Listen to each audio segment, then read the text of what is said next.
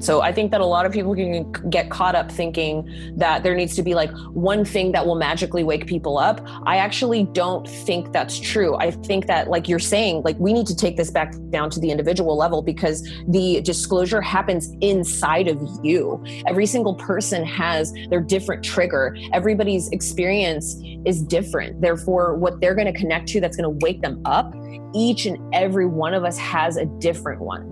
So what we need to do, how we can connect to that soul truth and really expand on the collective level, is to step into our own power, look at our own mission, do that. And when we do that, now you're going to inspire other people. Now you can start helping other people find their missions. Now, whatever you do, you're going to start attracting people into your life that are also having similar missions as you. Therefore, you're going to be more powerful, because we're not here to have just an experience on our own. We're here to collaborate. That's the whole reason why we physically incarnated. We're not just supposed to be alone. We're here as a collective. So we need to be helping each other out. So I think that the most important disclosure that people need to realize is their own potential inside of them and their own connection to the source creator that exists all around them, within them. Because a lot of the psyops, a lot of the lies that have been perpetuated and told to us constantly tell us that we are alone, we're helpless, and we are not connected to the divine. And that is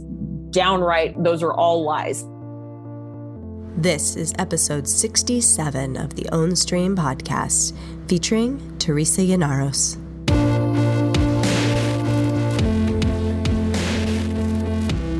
All right, welcome to the program, everybody. I'm Stephen Shelley.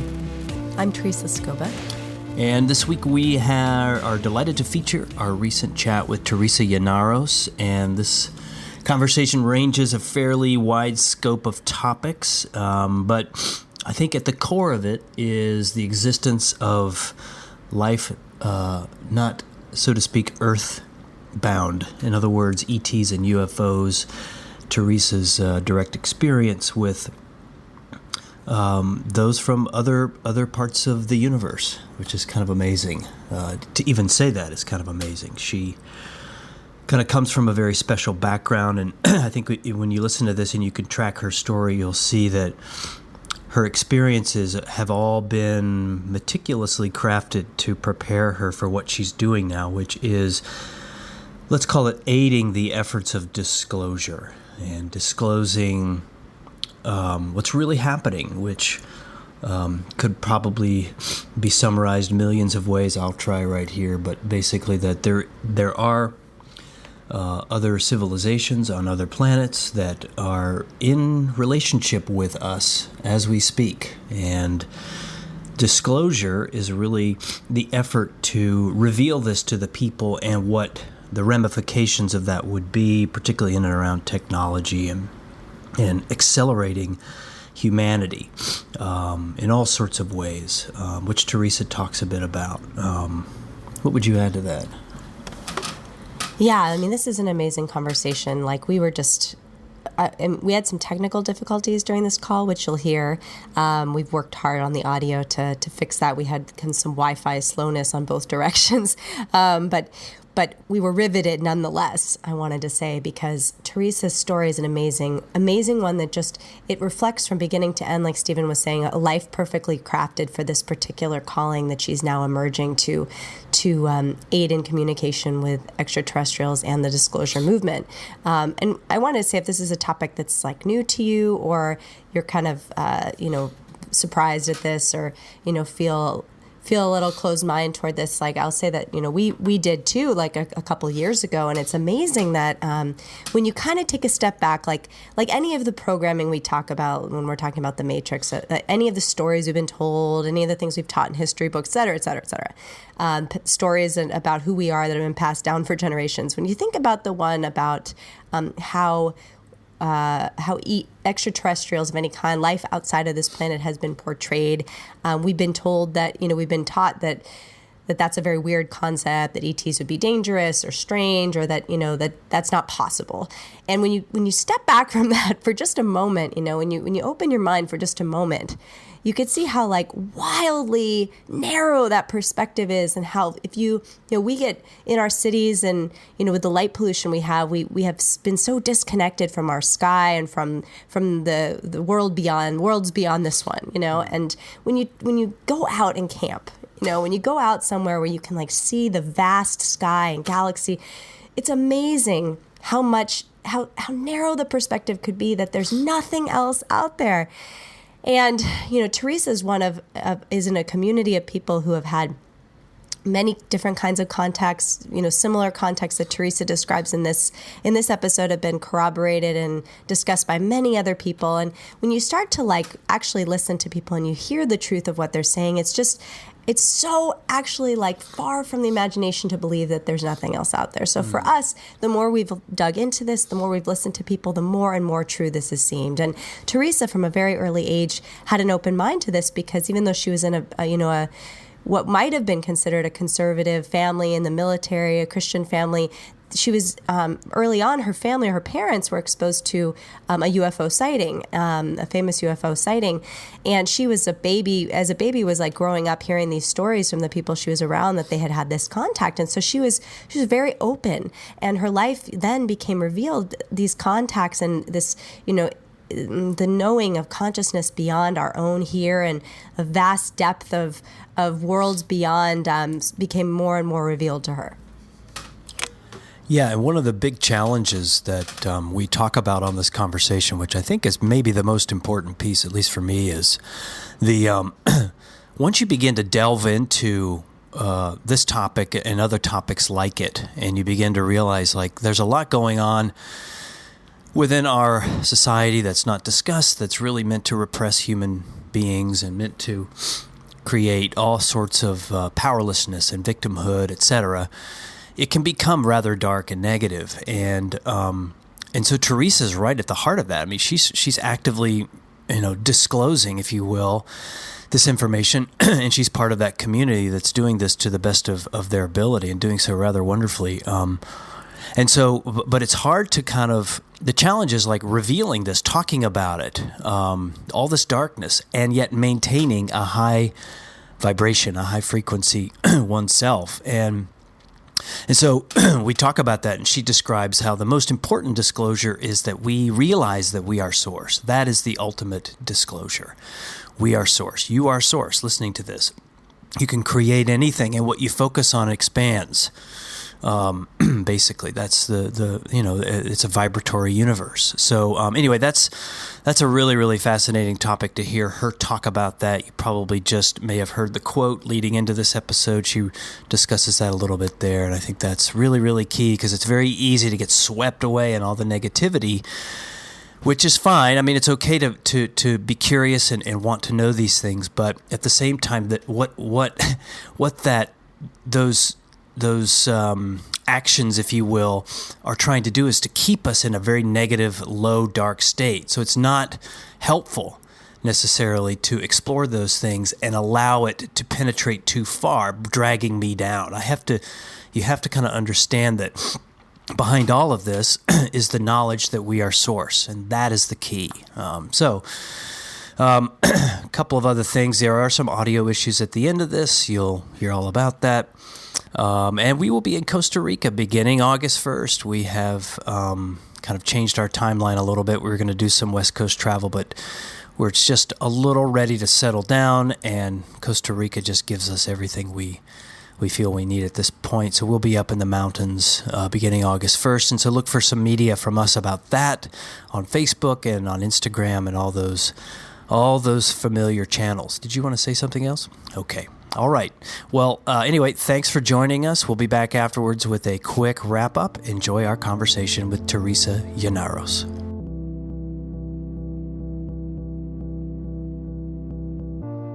All right. Well, Teresa, welcome to the Ownstream Podcast. It's awesome to share some time with you. Thanks for being on our program. This is great.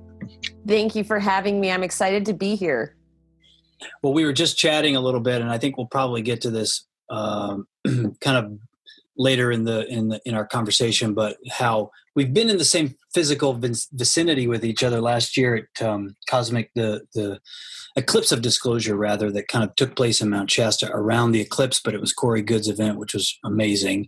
And there's another one coming up in August, and we're excited for that. And but anyway, that's kind of how we first, I guess, saw you, and kind of I had actually seen some of your videos before on the Divine Frequency channel on YouTube, and we're really, really excited to hear about your story and kind of what you're doing, because it's always interesting to me to kind of talk to people who are interested in the spiritual in the spiritual life, but also who are kind of bringing forward knowledge that is often rather difficult to digest. Absolutely. Yeah, I've had a lot of mystical experiences growing up, and then I went to school for journalism. So I think that I bring to the table a kind of coherence that is very valuable from the younger generation, because we can look at these metaphysical topics, but try to ground them in, and then also try to make them practical so that we can actually use the information in a way that's meaningful to our lives. Yeah. Well, you hinted at it, so I'd love to hear more about your early life kind of growing up. And I know that there was some special things that occurred at an early age that were a harbinger of things to come, that kind of oriented you in the direction that your life has become, particularly around the Rendlesham event. So maybe you could talk a little bit about your early life and tell everyone sort of where you came from.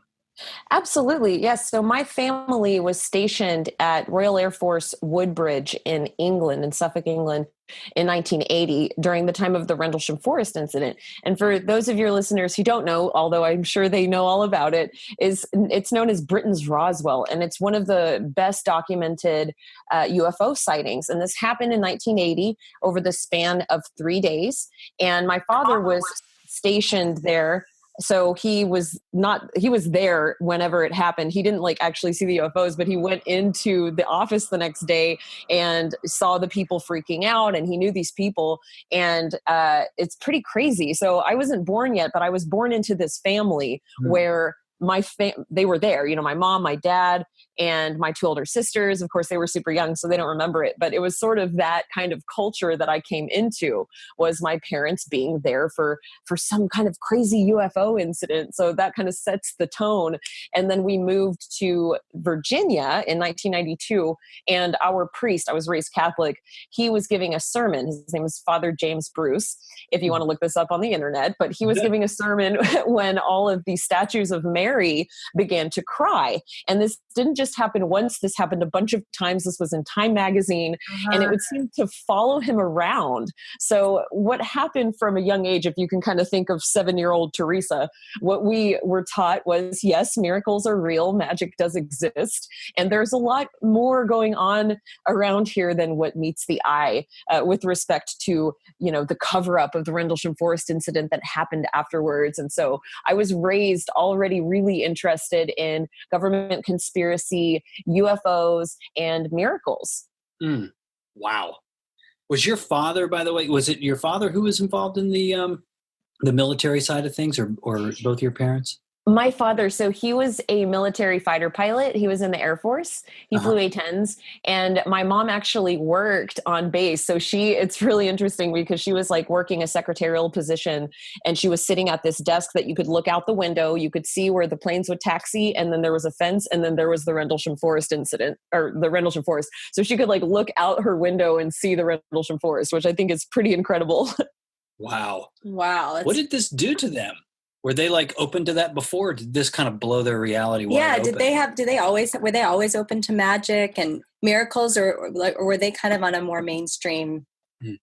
That's a great question. Yeah. My parents were both raised Catholic, and they have such a deep spiritual belief system, both of them, that we were raised in that kind of frequency. So I do believe that my parents, they were already very open and engaged with kind of the higher aspect of reality of what's going on. And I think that because they were both raised so spiritual in their families, they had these deep, meaningful spiritual experiences as well. And I can also also tell you that when they were living in England, there were a lot of ghost stories, because you think about it, all the houses in England, a lot of them are haunted, which is pretty cool, because I don't know all too much about this. All I know is what my friends have told me about living over there, is that there are a lot of ghosts there. So like if you're living in one of the older houses, you can see these apparitions that will kind of float over the ground, and they'll just kind of move like down the staircases and things like that. So my mom and dad had experience with that. So I think that they were already sort of like seeing these paranormal occurrences. And then this, mass UFO sighting happens, and they're just like, wow, this is kind of crazy. And they were also really into X-Files. So after that, when we moved to Virginia, they would go to the UFO conferences. So I think it's kind of funny that I'm now speaking at UFO conferences. That's the perfect creation. It runs in the family. Yeah. I mean, so a lot of people, we have some understanding of the depth of who we are when we're children, and that gets kind of like plastered over by mainstream programming and the upbringing that we have. Talk a little bit maybe about like how this openness that your family created maybe like opened a path for you to stay connected to your true source, to who you really were. Do you have experiences from your childhood and your teenage years of really being connected, of understanding kind of like a greater depth of consciousness than maybe the average child? Wow, that is a fantastic question. Are you a journalist? My goodness, that was like, I'm like, wow, girl, get it. You're great. Yeah, definitely. So by the time I was 16 years old, I graduated from high school. I lived in Fort Worth, Texas when I graduated from high school, and I was 16 when I went into college. And I was very passionate by this point about journalism. Like I went into it so young. As soon as I could write, I was writing. I was trying to expand minds, make people feel connected. I was really connected to helping other people find what they were gifted at, and then helping to pull that through. Like when I was 9 years old, I started a newspaper and started like tapping people on the shoulder to help me. And I was the editor of it. And then this expanded into, I was running the yearbook staff, and I got a laptop issued to me so that I could take courses, so that I could do the news editing and all of that. So by the time I got to college, I'm 16 years old. I'm taking my first English course, and I loved this teacher because she told us in the first day of the class, you can write about one thing. All I want you to do is write one paper this whole semester. And everyone's like, oh, wow, that's crazy. And she said, I want you to ask yourself, what's the most important thing to you in the world? And that's what I want you to write about. And what I wrote about was how we needed to critique the images and messages that we were receiving in the mainstream media. So as a 16-year-old girl, that was the most important thing to me in my entire life, because I was seeing the indications of things just not being quite right. There's always like a deeper story than what you're reading on the surface. And so I went into journalism. I got my degree from the University of Texas at Arlington in journalism. And I really was passionate about uncovering the truth, for myself. So that's sort of where that took me from the teenage years, from being young through when I was like 20 years old, I would say. So how'd you do in the class? What was your grade? I had an A. I think I got a 100 in that class. Anytime I took English courses, I would always get 100, mainly because I just love English so much. I have a minor in English Lit. Yeah, cool. Well, and so when you came out of college, so I know that there's like an awakening experience that we're sort of leading up to, but you had came out of college and you had some, I guess, a direction or orientation with your career. What kind of direction did that unfold from there? That's a great question. So in the college years, I fell off the Catholic wagon, I guess you could say. I was realizing that some of the things that I believed in or thought were true were not really being reconciled with some of the Catholic belief systems that I had. And along the way, I sort of kind of turned my back on everything, which I think is a part of the process spiritually, because in order to find that middle place, because polarity is inherent in our consciousness, we tend to rubber band to the other side. And an example of this is like when you're in a relationship and it's like a volatile relationship, and then you get out of that, and then you kind of rubber band and you try to date someone that's exactly the opposite, so so for me, I was thinking, all of this is trash, but it was just because I did not have the guidance. I didn't have the guidance by somebody to kind of lead me through to what was the truth. So in my experience, and I believe this was important for me because now I'm actually helping people to find the truth, which is amazing. And I love that that's part of my journey.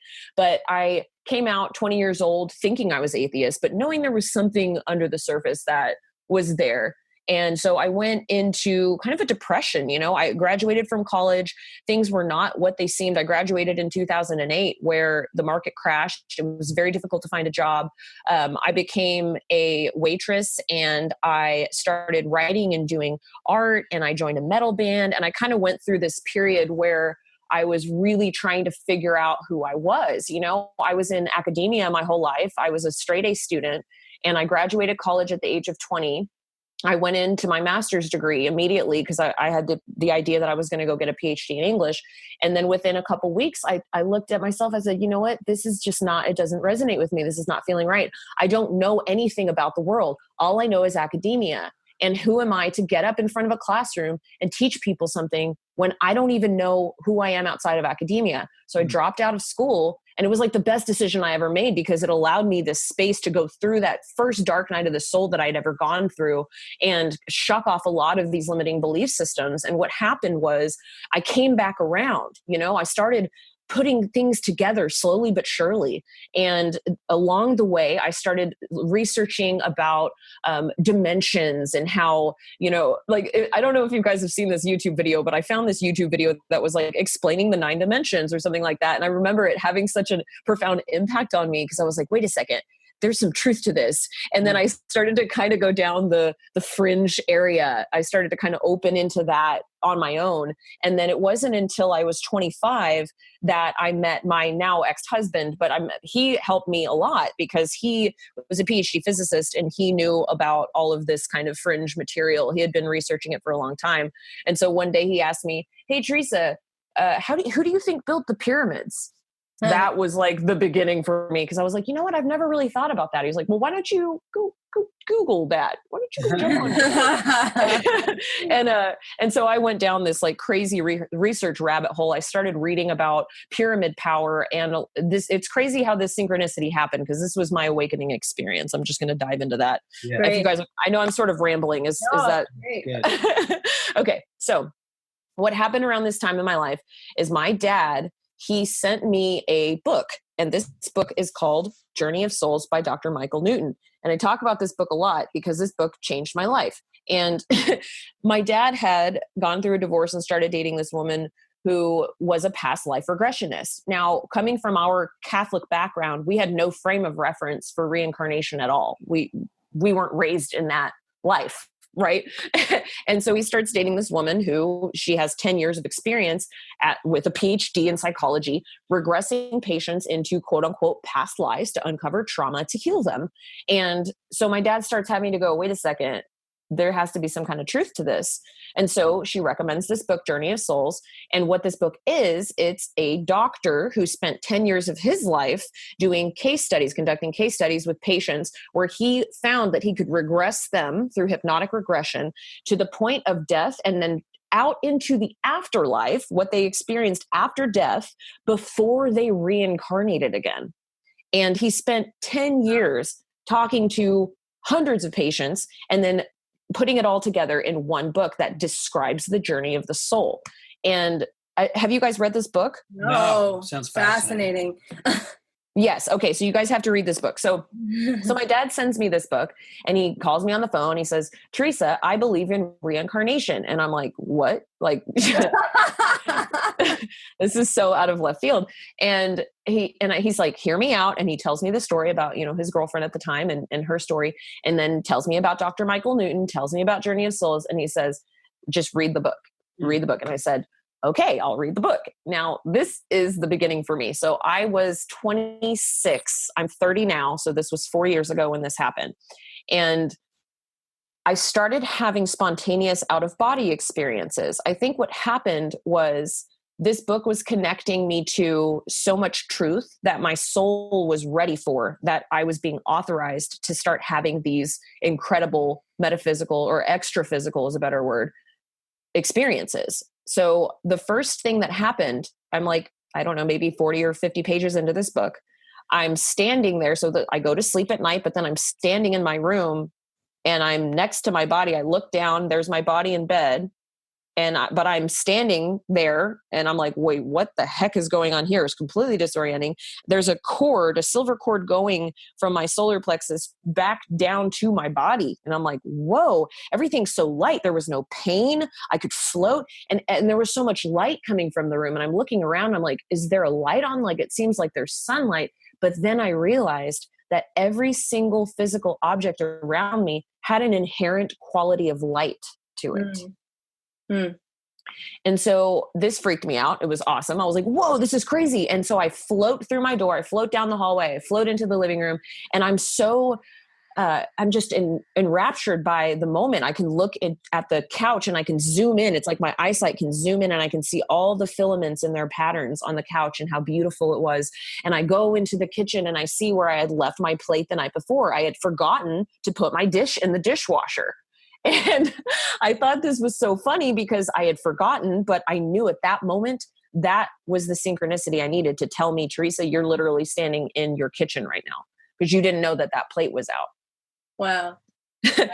So that was like a realization that I was having an out-of-body experience. Now, mind you, I didn't know what an out-of-body experience was. I had never heard the term astral projection. I didn't know anything about this phenomenon of the silver cord. I didn't know anything about any of this. So I go back to my body. I wake up the next day and I start researching. And I'm like, wow, people are having these experiences. This is crazy. And then I decided to start writing a book. And then I wrote What is Magic, which is a book that you can, if you go to thedivinefrequency.com, you can grab a copy. But what I realized was there were so many events that had happened in my life, mystical events, that I had sort of shoved under the rug like they weren't that big of a deal. But then I realized, wait a second, this is actually incredible. I need to be telling this story. You know, I've had friends tell me, wow, Teresa, you really need to be telling about these experiences that you're having. And that's just the surface. You know, I told you about one out-of-body experience, but when I was 18, I actually downloaded piano. I didn't play piano. I went to my cousin's funeral. He was 18 when he died. I sat down at his piano after the funeral and I felt him there with me, and then I could play piano. So there were moments like that where I was like synchronistically downloading packages of information. And yeah, that was just kind of the beginning for me. Wow. Wow. Yeah, I would imagine after such an experience, you might go to Google, like, what the hell happened to me? Totally. So you took that experience forward and you wrote. What else happened from there? Were there lifestyle changes like that? That's a very pivotal point, obviously, in somebody's life, and particularly because there was context around it now. Like this was real for you. Like, oh my goodness, there's something very special going on here. Where do you take that forward? What happens to you from there? It was pretty insane. And I have to say that I believe that when I started writing What is Magic, I was being divinely guided because I was maybe 7 or 8 pages in and I was sort of doubting the whole project. I'm like, yeah, you know, maybe I'll write a book. Maybe I won't. Maybe I'm just kind of journaling here. I had just moved to Rhode Island with my ex-husband, and I was maybe 8 pages into the book. And then I was learning about altars. I had done some research on altars and I was like, you know what? I'm going to make an altar. I'm going to do that. I'm going to see what that's like, you know, because I was sort of like just kind of exploring, you know, I came from a Catholic background where they tell you like you really can't, and I don't want to like trash anything about the religion because I do believe that it's great culturally and all of that. And I do believe I'm culturally Catholic, but they do kind of prevent you or discourage you strongly from researching certain things because they say that they're bad, right? And that's neither here nor there. I'm not passing judgment on that statement. I'm just saying that that's how I was raised. That's how I experienced or interpreted that in my life. So coming out on the other end of that, I decided that it was time to kind of take more of a front seat in my own research about spirituality. And so I created this altar and I lit a candle and I'm praying, just saying my normal prayers like I would normally do as a Catholic girl. But then I feel like the Holy Spirit come upon me, which I had felt before many times in my life. Most people who are spiritual feel that great spirit upon them at times when they're in a highly meditative state. And what was crazy was that the candle in front of me, there was no like movement of air in the room, but the flame moved toward me. Mm.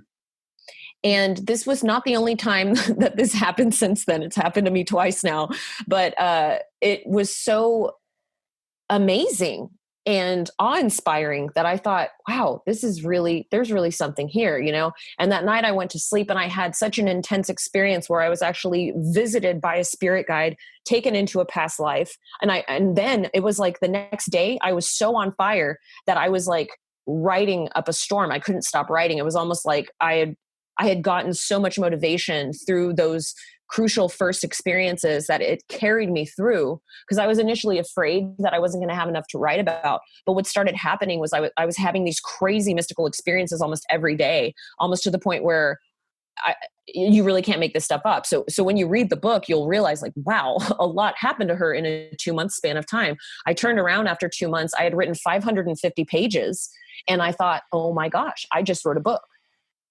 Wow.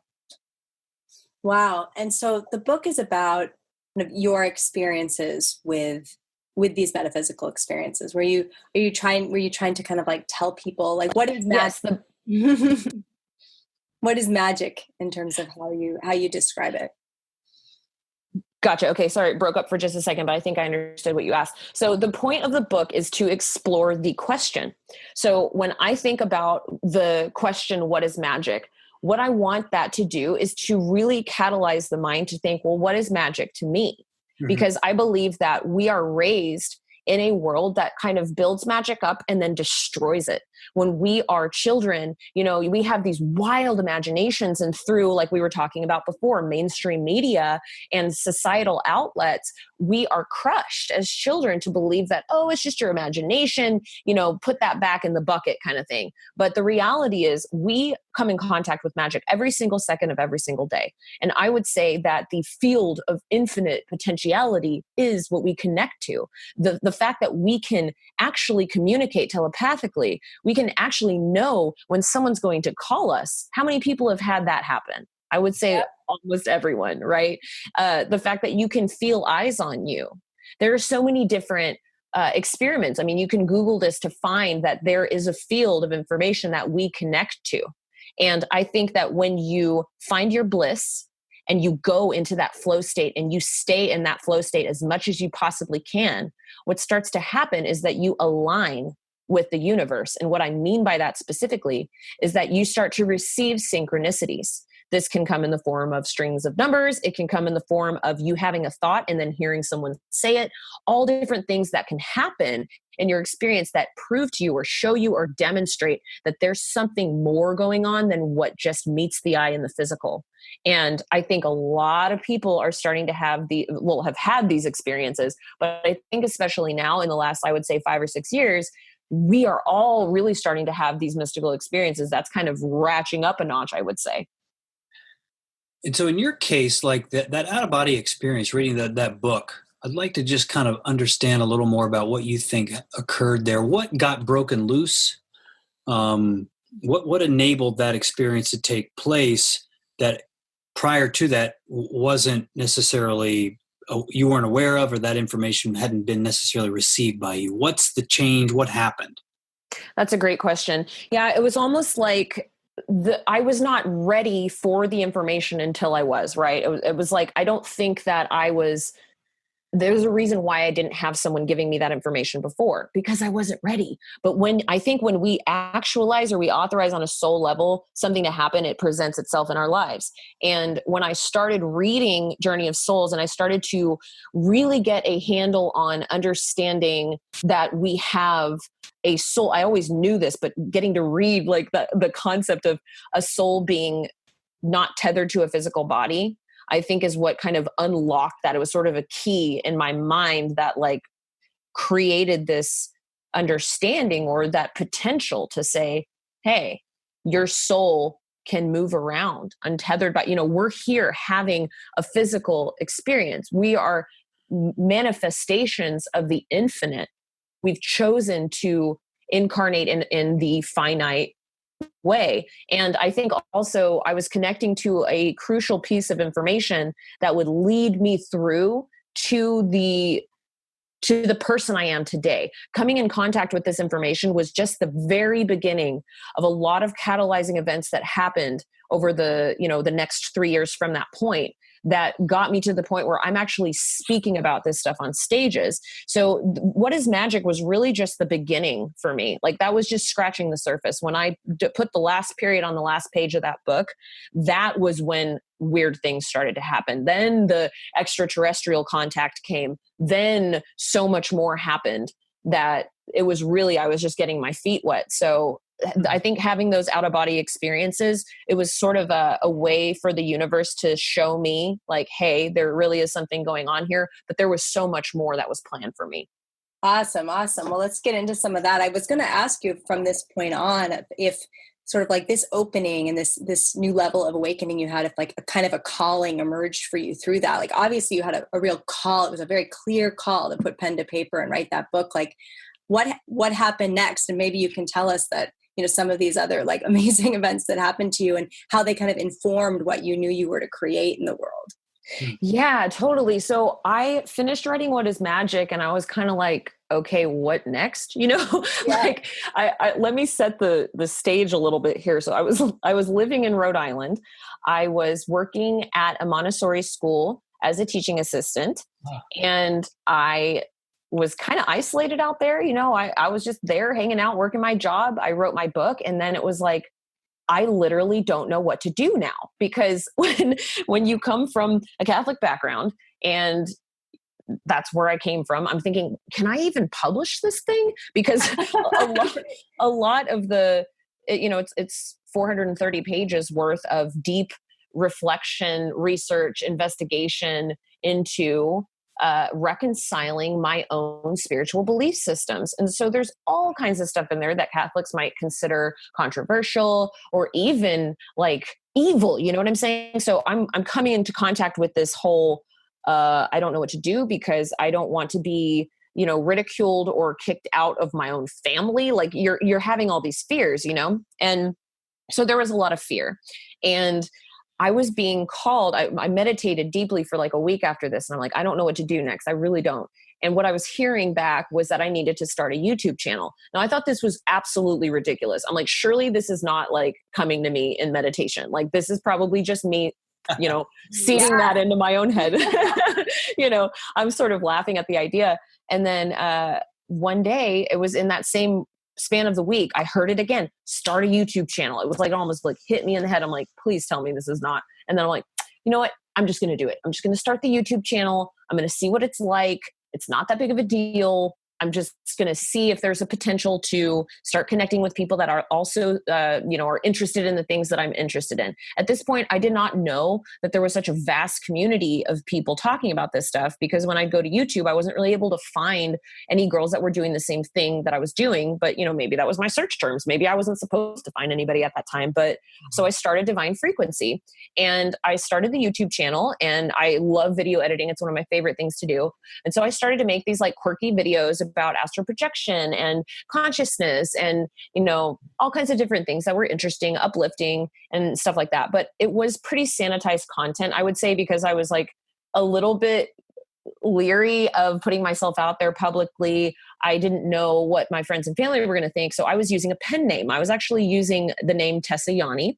I wasn't using my name, Teresa Yanaros. So if you watch like my earlier videos, you'll notice I say like, hi, I'm Tessa at Divine Frequency or whatever. So I was like, at that point, still trying to protect my, my real identity in so many ways. I mean, I was already putting my face on there, so whatever, but you get the point. Yeah. So after about 6 months of doing the channel, I wasn't really getting a whole lot of interest in it. I had maybe like 200 subscribers and just not a whole lot of engagement. And the point of the channel, I was trying to like start that conversation so that by the time I was done publishing my book, going through the publication process, I would have like people that would be even interested in reading it because they knew my story. Well, it's funny because I don't think that the universe, I wasn't ready. And the reason why was because I had so much in my life that I had to shuck off before the universe was going to authorize me to get to the next level. And I'll tell you what happened. I went through a horrible divorce. Everything was basically pulled out from underneath me. Like someone had literally taken the rug of my life and just like ripped it from underneath me. Mm-hmm. Everything came crashing to the ground. It's like a country song. My best friend died. My sister's apartment burned down. I mean, I could just list off a bunch of things that happened to me in my life at that time, but it was all, I got through it. It was all for a reason. I have to believe. I know we are given the opportunity to make something of our experiences. I don't necessarily believe in good and bad experiences. It's just experience and what you make of it. And I got through all of it up to a certain point, and then I decided that I no longer cared. Yeah. What happened next was a complete and utter transformation for me.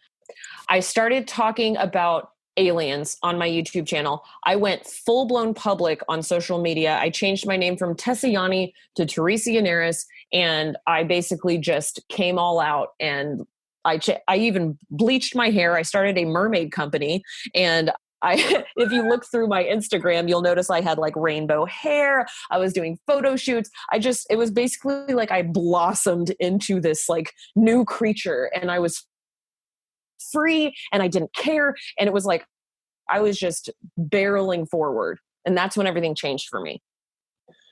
Okay. So, this is I think for a lot of people who listen to this show, and this applies to Teresa and I, there's who we really are. And then there's the kind of the way we present. And more and more for us, it's just like we have to present as who we really are. And what was that like? And were there any kind of like, did you have relatives like concern for your well-being, things like that? How did you deal with that resistance that probably emerged?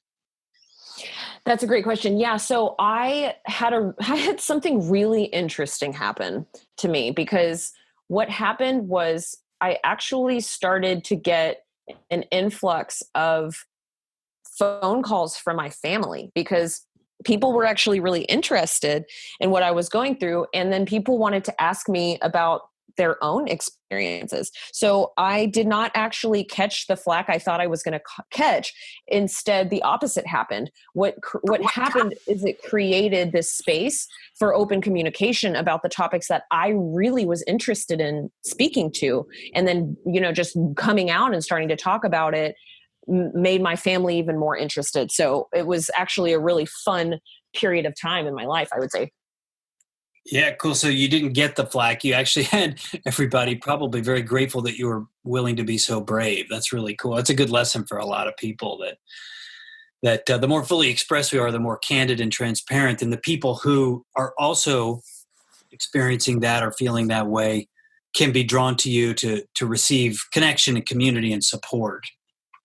Right. And something that I really try to make very clear when I tell that part of my story is that I don't expect that everybody would have that same experience. So I want to be clear about that, because I don't want people to kind of go barreling in to something and then get mad because they don't have the same experience. Other people tell that part of their story and it doesn't, turn out so well. But I do have a funny thing that happened. Whenever I came home from one of the conferences, my mom opens the door. I went to go see my mom at her house, and she said, "Teresa, what's this disclosure that you're always talking about on your YouTube channel?"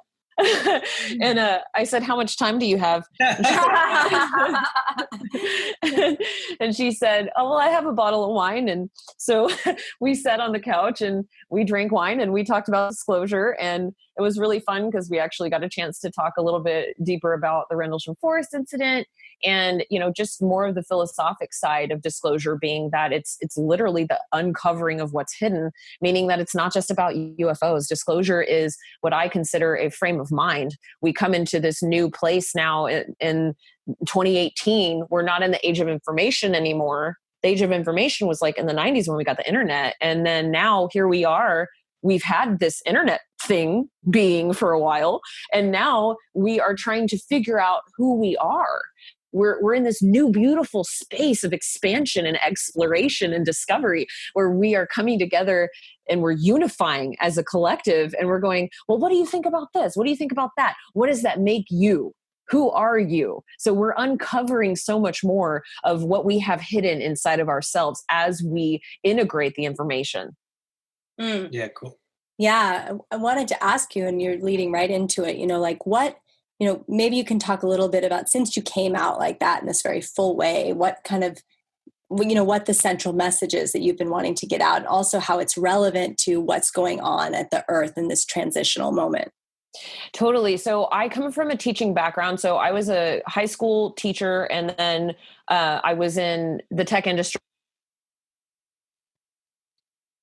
where I was training people. So I've waves of age groups. And then when I came into this community and I realized that there was so much to be said from my experience, and what I wanted to bring to the table was really a message of empowerment. I was starting to do coaching with people, because a lot, especially experiencers, people that come into this community, they're looking for someone that's going to tell them they're not crazy, because there's a lot going on around here that people aren't going to believe. So just in general, that's one side. But then you have the people that are coming in contact with all kinds of conspiracies that are true and all of that. And it takes a toll on you. So there's a gigantic population, a gigantic portion of the population in this world that are shucking off belief systems at an unprecedented rate that they really need someone to talk to. So I started really just talking to people, and through my interviews of some of these like more popular people, it was expanding my reach so fast, because I have a journalism background. When I started going to these conferences and doing field journalism, I got pulled in to do some interviews with some of the more powerful contenders, which put me on the radar. And so now people really wanted to talk to me. And I wanted to talk to people. I wanted to hear their story. All the things that I wanted to do with divine frequency was coming online for me. So what I found was that there's a place for me. There's a space where I can speak my message of empowerment to these people, where I can say, you are here for a reason. You are a soul having a physical experience. You do have a purpose. You chose this life for a reason. And no one else's mission is more important than yours. You are here supposed to be connecting to your bliss. Your gifts and talents were given to you so that you would use them to better the collective. You get to make a choice every single day on whether or not you want to live that out or not. And coming out from, my own dark night of the soul, stepping into my personal power, and then having all of that to share with other people, and then help them get through their dark nights of the soul. It was like, come on, people, let's go. We got places to be. And so let's move this thing forward, So it's been a wild ride, but I really do feel like I have found my place, because I've always been very powerful and really trying to get people to connect to their own personal empowerment. That's who I am. So I do believe that this was supposed to happen for me, because there's nothing else that I'd rather be doing. So I do think that in this world, we do have our missions, and I'm seeing people being activated. And I know for sure that I've been activated, since What is Magic and all the other stuff that's happened since then. And I'm actually working on my second book now. So there's even more coming out of me to share. And so when you think about, I like the themes of disclosure and empowerment.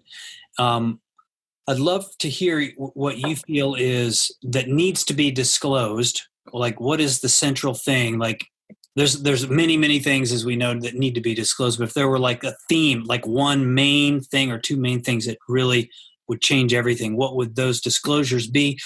And then how does that connect to a person sort of like realizing who they really are and their infinite power? What is the relationship there?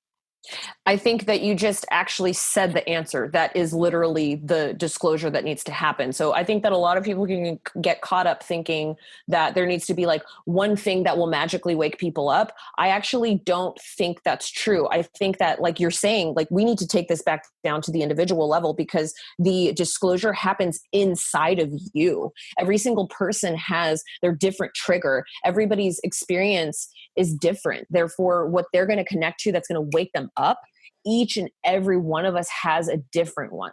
So what we need to do, how we can connect to that soul truth and really expand on the collective level, is to step into our own power, look at our own mission, do that. And when we do that, now you're going to inspire other people. Now you can start helping other people find their missions. Now, whatever you do, you're going to start attracting people into your life that are also having similar missions as you. Therefore, you're going to be more powerful, because we're not here to have just an experience on our own. We're here to collaborate. That's the whole reason why we physically incarnated. We're not just supposed to be alone. We're here as a collective. So we need to be helping each other out. So I think that the most important disclosure that people need to realize is their own potential inside of them and their own connection to the source creator that exists all around them, within them. Because a lot of the psyops, a lot of the lies that have been perpetuated and told to us constantly tell us that we are alone, we're helpless, and we are not connected to the divine. And that is downright, those are all lies. So the more we can step into that truth, people will start realizing, wait a second, I do have a potential. I do have a mission. And when you start to step into that personal empowerment, all the fear starts to go away. All of the trauma, all those limiting belief systems you've been telling yourself your whole life, those start to shuck off so that you can get a better picture of the reality of what's going on. Yeah. Awesome. So awesome. Amen. Awesome. Beautiful. Awesome. So what do you think is the way to do this? Like, how are people reached in your experience? Like, how do you kind of like reach a person so that they really can connect with this truth at the soul level? I think that when people are ready, they're ready for it and they seek it themselves. I don't think there's really much that we need to do and I know people will disagree with me, and that's fine. I do believe we all play our roles. So from my perspective and the way that I function is I don't actually play the role where I try to shove anything down anyone's throats. Now, I'm not saying that that's the wrong way to go, because I also do think that I appreciate, and I try to teach this, we need to appreciate each other's missions and have respect for each other in each other's missions. So just because I'm saying something isn't right for me doesn't mean that I'm saying that it's not right at all. Does that make sense? Yeah, sure. Yeah. Cool. So I would say, and this is my answer to this question, because I do get asked this a lot. My answer, and this is coming from my teaching background, is to ask questions. If you're trying to wake someone up, or you're trying to, talk to someone that you love, that you can tell they have a lot of limiting belief systems, or you really care for them, you want to help them to see their potential and move into a space of empowerment. If you want this for the people in your life that you love, I suggest listening to them. Because if people were more heard and they felt like they were cared for, I think, and they could have that open sharing space within another individual, they would feel okay with being vulnerable by speaking to their fears and maybe their hopes and what it is that they want out of life. And we can start playing active roles in coaching each other through our own limiting belief systems. And that right there, I think, would be a beautiful way for us to start this process, is just by listening to each other. Yeah, amazing. One thing I'd love to hear you talk specifically about, to whatever degree you're cool about it, is any kind of, is the ET UFO reality in our skies and in our lives, and what's happening here, what's unfolding on the planet. Like, what is the role of extraterrestrials in what's occurring now? And have you had any kind of specific experiences, interactions, visions, however that may have played out, that you would be willing to share? Oh yeah. So this is like my favorite topic in the world. So if y'all want to bring me on again, we can just chat UFOs for a whole. So yeah, I would love to talk about aliens with you guys. That's like literally all I ever want to do with my life. So I was already really into aliens, growing up and coming from a family that was stationed there at Rendlesham, and, watching X-Files and all that. And it's funny because I think I made a YouTube video about this, where I found an old book that I had created called UFO, and I had talked about UFOs, and I think I was in 2nd grade. And then by the time I was in 5th grade, I was obsessed with Men in Black, the movie. And I actually choreographed, we took the dance, do you guys remember the dance, the Men in Black? Yeah. Okay. So me and my closest girlfriends, we made like a dance show. We did the talent show, and we did the Men in Black dance. And me and my sister, we actually built neuralizers out of pens. We took the inner part of the pen out. We put batteries, and we created a circuit with a little tiny light bulb and wrapped it in tinfoil so that we could have neuralizers. So I've always been obsessed with the concept of ETs and government conspiracy. Well, little did I know that it was going to touch me directly. Now, this is where things start to get weird, because I wrote What is Magic. I started coming out, to the conferences. I went to Contact in the Desert last year, 2017. And this is when the contact started happening. This is just so crazy. I had no idea that this was going to happen to me, but I'm in my tent and I'm sleeping. And then in my dream, there's like a shooting star coming from the sky. And then it hits me in the third eye, like in the middle of my forehead. And I shoot up out of bed and I'm like, whoa. And I like shout out and I'm looking like out the top of my tent, but obviously nothing's there. Right. Well, I call this like a star activation. I don't know what this was, but it happened 3 nights in a row. Ooh. And then when I got home from Contact in the Desert, it was, I think 2 weeks later that I was actually visited by ETs. And this starts with a dream.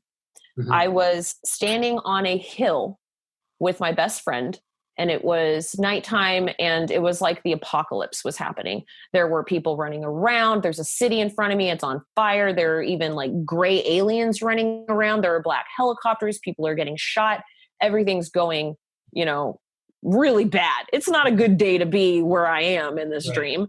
And my best friend's like asking me, what's going on, Teresa? This is crazy. What's happening? And I'm so sad because I realized that the police state's been called, that the military is now shooting extraterrestrials. The ETs actually came out to help, but because of the confusion, they're being killed, and as well as some of the other people.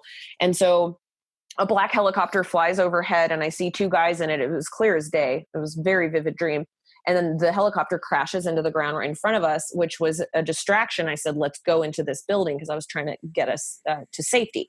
So we go into this building. The lights are all dark. And then somebody turns on the light. Now, as soon as the light goes on in the building, at that moment in my dream, I went lucid. And what that means is I became aware that I was in a dream.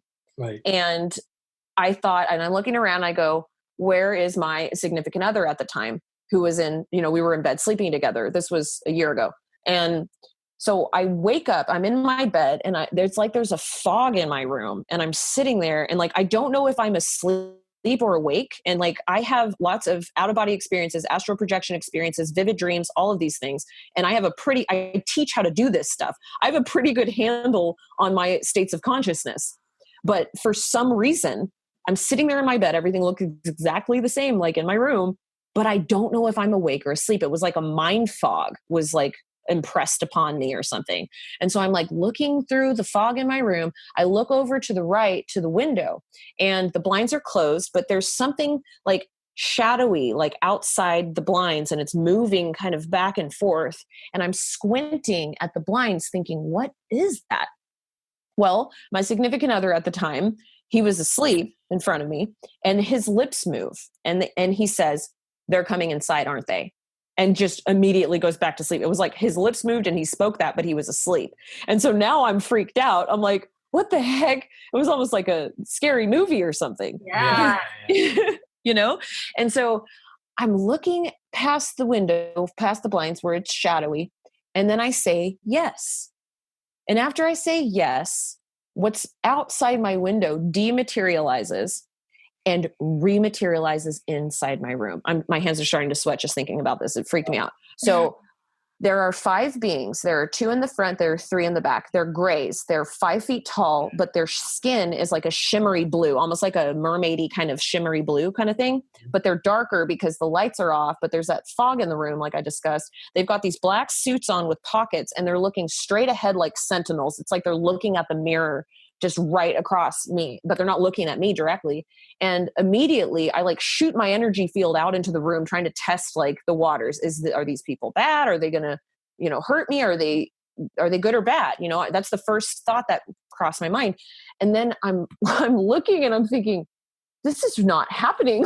This is not really happening. I had never heard of any kind of beings that look like this, but I'm just trying to drink them in, because I'm this is crazy. There are ETs standing in my room. And for a split second, I get worried that they're going to take my significant other. So I grab his arm. And after I grabbed his arm, all of us dematerialize outside of my room and we rematerialize inside of a white circular room. Now I'm guessing this was their ship, but we're standing on a raised platform and I am standing in front of my significant other. He's at like the 12 o'clock position. I'm at the 6 o'clock position. There are 5 ETs to the right of me and 5 to the left. So it's like we're a clock standing in a circle with 12 people. And they were also the blue grays. And all of us are connecting to this silver etheric ball. It's the only thing I can use to describe. It's like an orb in the center of us. It's like raised up a little bit and it's about 3 feet wide and it's a circle and it's like this silvery orb. And there are threads going from our third eyes to like little tiny wispy threads going up to this ball. And I can hear their thoughts inside the ball. It was like they were connecting telepathically through this unit. And the way that I describe it is like if you're a 5-year-old and you're in a room with PhD scientists and they're talking around you, you're going to be able to know that they're communicating, but you're not really going to understand fully the breadth of what they're talking about. Yeah. So that's like what this was like. So I could hear them in my head. Well, it wasn't really in my head. It was like in this ball. It was like you're moving through this thread into the ball, and that's the localized position of where the communication is occurring. And what I was understanding was that I had the capacity to connect telepathically. And so they were showing us how to do it. It's like they were showing me how to do it. And this went on, and there were probably downloads happening as well, but this went on for some time. And this is not even the weird part, okay? Because it gets much weirder. So I wake up in my bed, I shoot up in my bed, and my significant other is next to me. And he said that he opened his eyes and 3 seconds later, I shot up out of bed. So he woke up first, his eyes open, and then he watches me 3, 2, 1, shoot up out of bed. Yeah. And I jump out of bed and I'm like wired. And I go into the kitchen to make coffee because I think it's like morning time. And I look at the clock and it's 2:17 a.m. I will never forget this moment because I was so discombobulated. It was like my circadian rhythms were completely off. I turn back around and I go back into the bedroom. Now, my significant other, without missing a beat, says, wow, I had a really weird dream last night. I had a dream that I was at my parents' house and I could see through the ceiling and there were a bunch of black helicopters flying over my house. And I said, what? And I sat down on the bed and I said, tell me about this dream you had. And he tells me about the dream. And I said, that's very interesting because there were also black helicopters in my dream last night. And that's not all. And then I go and I tell him the rest of the story. And he was like kind of freaked out, we're like, that's kind of weird. So we go back to sleep. The next morning we wake up and it was like we had both been drugged. And him and I, we were healthy. It was like we didn't normally experience this, but there was definitely like this like feeling of being underwater. And I went into the kitchen and I'm cooking breakfast. And then this trickle of blood comes down the back of my right knee. Now, what's interesting is that I actually have what I believe to be an implant in the back of my right knee, inside of a birthmark that you can feel you put your fingers over the top of it. You can feel a new bump that was never there before. And if you touch it, if you like push down on it, it sends like a reverberation of energy down the right side of my leg because it feels weird. Wow. Right.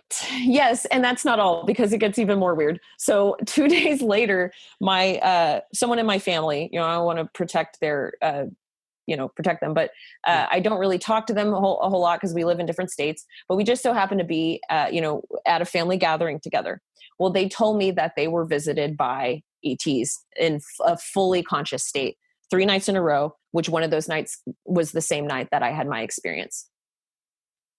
Wow. And they didn't know anything about my experience. They didn't have any prior, involvement with this community or UFOs or ETs at all. It was something off the wall that they told me, and it was crazy. Yeah. So I think there might've been something that happened. Wow. Wow, you're right. We could have another like hours and hours of conversation about that. Woo! Like, but for those listening to this who are like getting the chills like us, like you could check out Teresa's channel because there's just so much more to talk about there. But I think that maybe, a follow-up question I do want to ask, because I know we're nearing the end of our time, is, about, the changes happening on the planet. We recently heard Corey Good talk about the solar sneeze, the solar flare that many believe is coming, and that, he's predicting based on his context is coming. We wanted to hear you maybe talk about your perspective, what you know about this, and maybe also, as a follow-up to what you were talking about, what the ET role is kind of in the changes that are coming. Whoa, that's like a whole probably hour we could talk on this. I'm going to try to keep it as succinct as possible. So I was raised Catholic, as you guys know, and I was raised to be what they called rapture ready. So, I've been to the place I've been to the place in Greece where the book of Revelation was allegedly written. I've read the Bible. I come from a background where we read Revelation, and that was always in the back of our minds. We had the flood, and then this time was going to be conflagration or fire. That's what we were raised to believe, that the second coming of Jesus was going to happen, and all the worthy souls would go to heaven. And now we are in 2018, and there are rumors, I guess, or evidence to suggest that there might be some earth changes happening, not just earth changes, but cosmic changes. We could be moving into or have moved into a space where we are actually getting more cosmic energy. This could be the shift into the fourth density, which according to the law of one states that our consciousness evolves, and then we move to a point where now we're going to continue to evolve. And what that means is that our lives as three-dimensional beings or of this particular density of consciousness will change as we know it. If you think about lower density beings, you might have animals, ants, plants, those types of things, and then you have us, you have humans. We have the capacity to speak to each other and communicate and collaborate and all of these things. And then this could be moving into the next phase, which is why we're experiencing earth changes. Now, as far as a solar flash or whatever this looks like, I cannot confirm nor deny that this might happen. I know that a lot of people spend their time, there's a whole group of scientists and historians and researchers that spend time focusing on this event, this quote unquote event. And I respect that. And what I try to do in my teachings, because this is kind of the community we're in, where people are very interested in these types of topics, is I try to kind of bring it down to earth and say, how are you being rapture ready? Tying a bow there. How are you ready for whatever comes? And I would say the answer to that is we make ourselves ready every moment. So when you sit in a space of gratitude for your experience and you focus on your mission and you love and you use compassion and forgiveness and all these wonderful things, you have a choice. You have free will, and you have to choose what you're going to make of your life. And right there is what's going to get you to the next step regardless.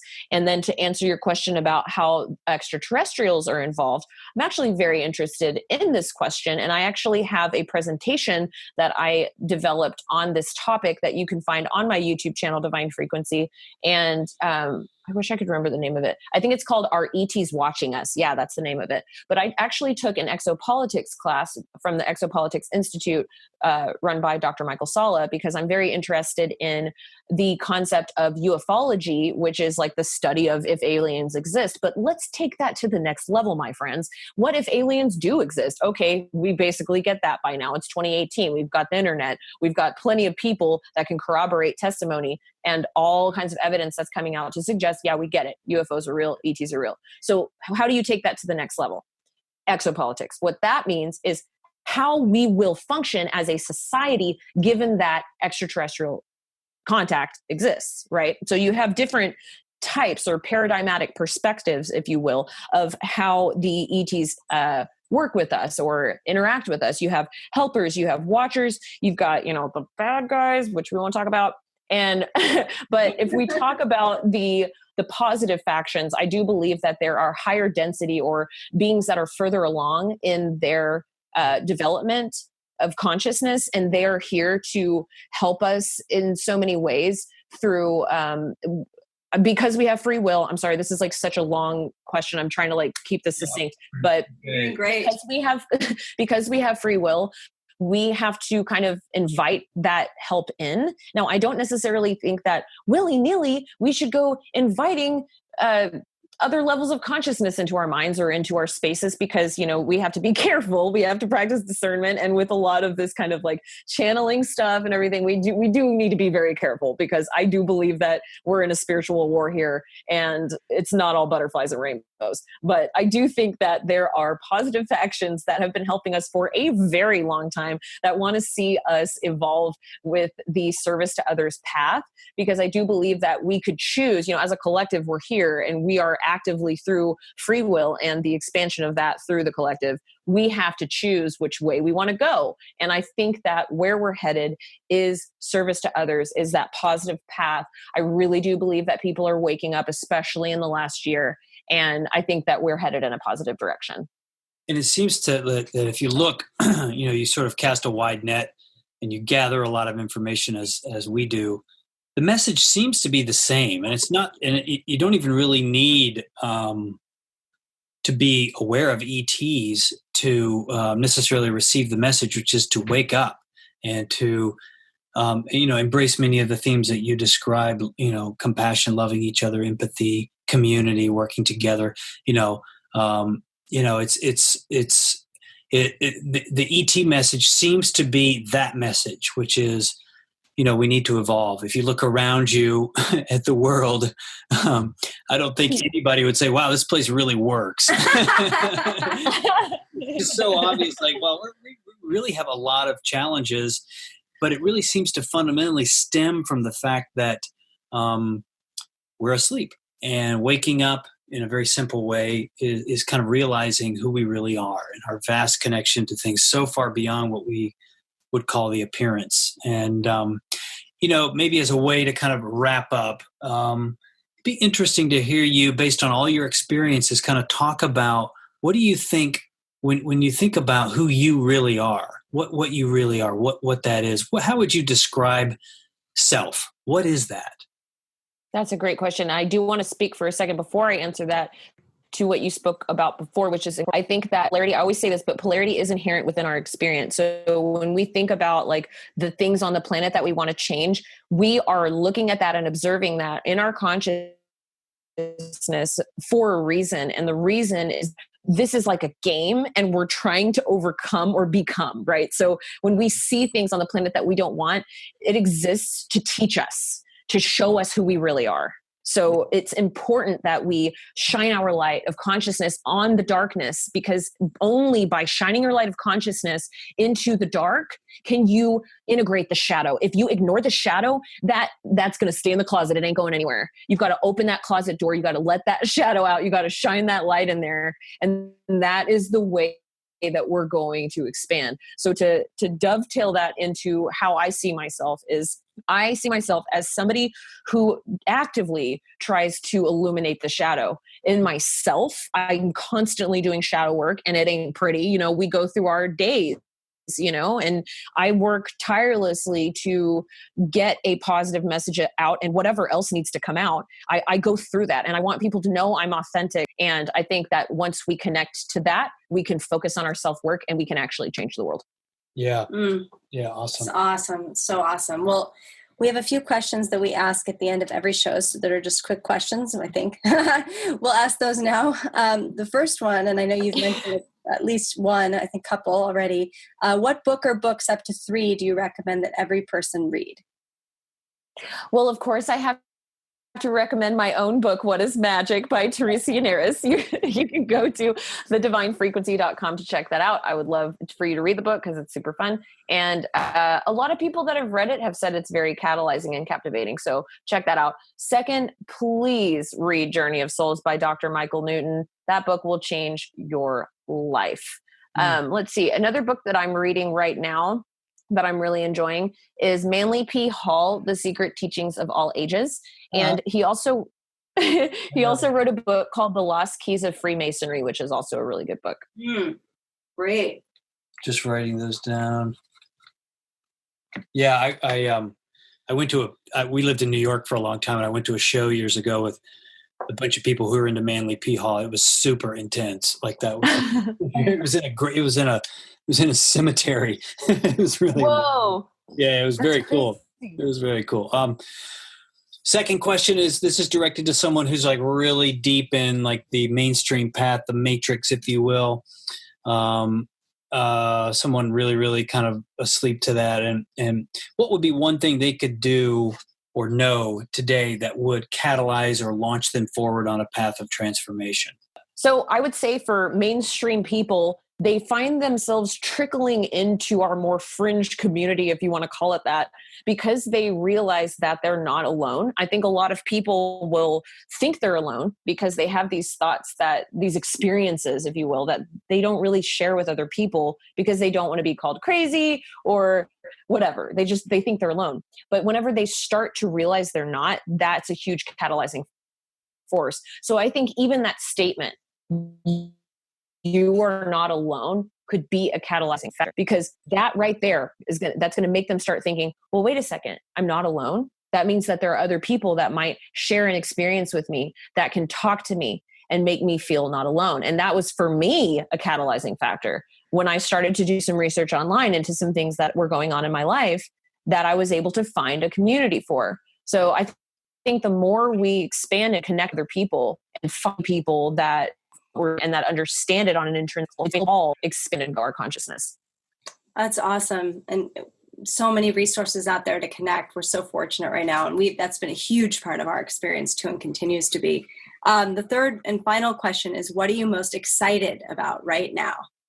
That's a great question, and I'm glad you asked it, because I was going to ask about this anyway. So I know that you guys have probably really enjoyed my story about the blue grays, and what I've done is, like, I'm working on my second book right now, but I'm going to speak at a bunch of conferences over the next few months. We're in conference season, and I am working with a team of artists to actually depict some of my mystical experiences and some of the extraterrestrial contact experiences. Sweet. Well, I think we should wrap up. Before we let you go, Teresa, where can people find you online, and maybe what's like the next thing you're doing, or the next big moment on your calendar?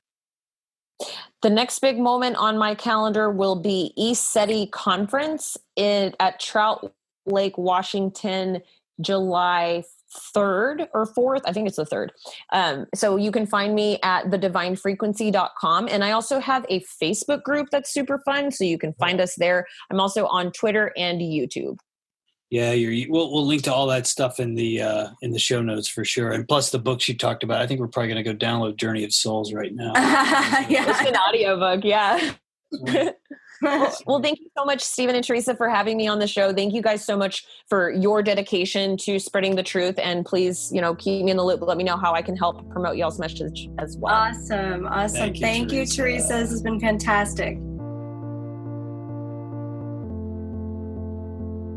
That's it for this week's Ownstream Podcast. Thanks so much for tuning in. We hope you enjoyed this amazing interview with Teresa Yanaros. Be sure to check out the show notes for this episode for links to everything mentioned, including her website, book, social media handles, and the other resources we discussed. All of that can be found at ownstream.co/Teresa Yanaros. That's ownstream.co/TeresaYanaros.